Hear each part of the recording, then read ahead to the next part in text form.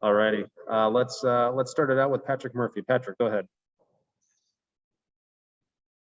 Taron, we talked to Ryan on Monday, I think it was, and he brought your name up as arguably one of the most improved guys this offseason. What have you been doing that maybe makes him say that? How have you seen yourself improve?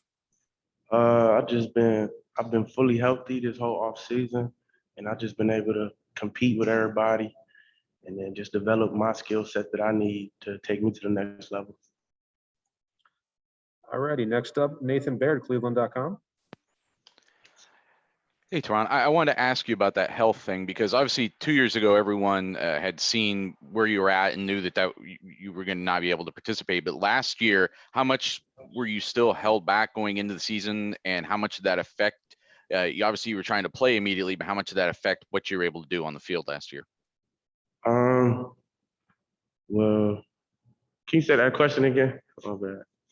So I was just asking, going into last season, how much were you held back physically by whatever was wrong, and how did that affect you on the field?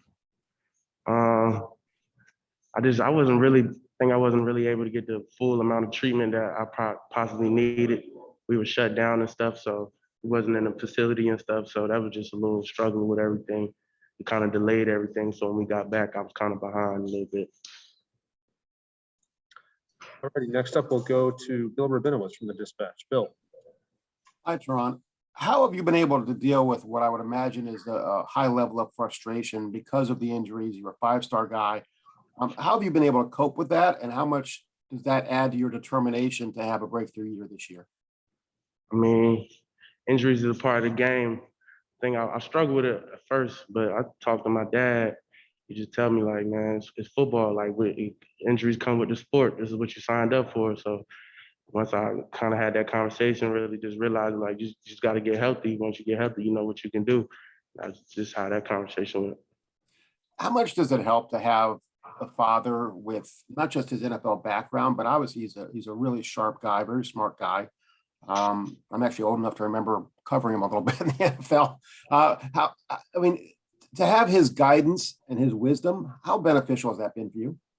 Definitely lets me he just knows what to do to get there. Like he's already somewhere where I want to get to. So he just gives me knowledge with everything I need. Thank you. All righty. Next up, we'll go to Spencer Holbrook. Spencer.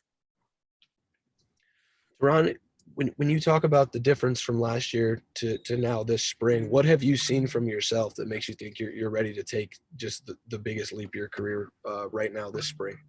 I feel it physically. I feel stronger, faster, just more explosive off the ball and stuff like that.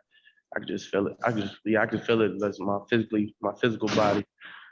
And then the game kind of slowing down now. I'm older now. I can see stuff happening before it happens. So, yeah.